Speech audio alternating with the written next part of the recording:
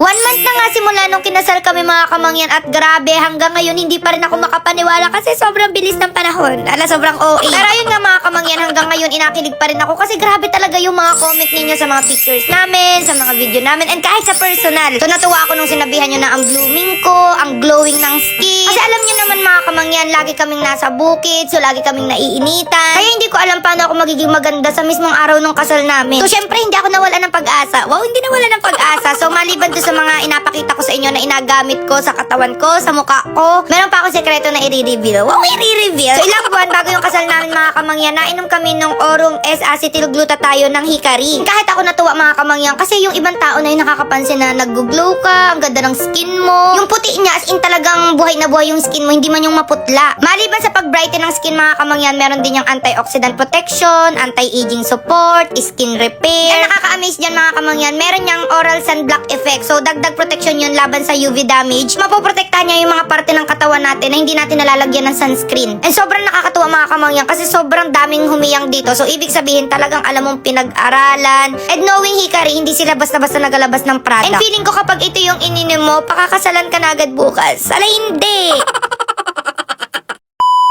Ito yung lumpiang empanada mga kamangyan and tikman natin kung masarap. So ayun mga kamangyan, sobrang excited na ako matikman to. Pinadala lang ni Mama Beck. So thank you po. So, ayan yung itsura niya. Hugis empanada siya tapos pang lumpia. Ayan, may suka ng kasama and sobrang nakaka-excite. Ayan.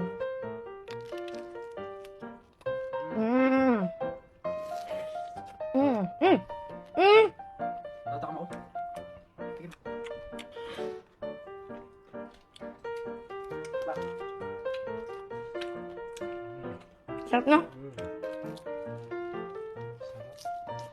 Sarap! Guys, nagkakain pa dyan yung aking mga kasama and super nagustuhan din talaga nila. So, ayan, may kaagaw na ako. Alam niyo kung saan pa ako may isang kaagaw? Doon sa aking tiger bomb. So, inatago ko yung dito sa kwarto. Ang damo. Ayan, ito. And alam niyo ga, ang dami nag-comment doon sa last kong video na ang dami din pala sa inyo nagamit ng garne and mas gusto daw nila itong white. Nakaka-chill kasi talaga to. And ayan, bawas na bawas na. And ito yung color white. Pag nagpapamassage ako, ito yung gamit ko. Pag nasa biyahe, ito din. Para mawala yung stress.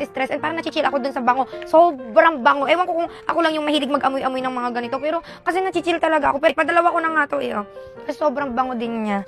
Ayan. Basta maglagay lang kayo nito pag pagod kayo sa trabaho nyo, sa school. Promise, ang laking tulong yan. So kahit si tatay, sobrang hilig din talaga sa ganito. And feeling ko sa kanya ko naman. Ala, sobrang arte. Grabe, sobrang bango talaga nito. I think na-love na ako sa'yo. Ala, sobrang OA.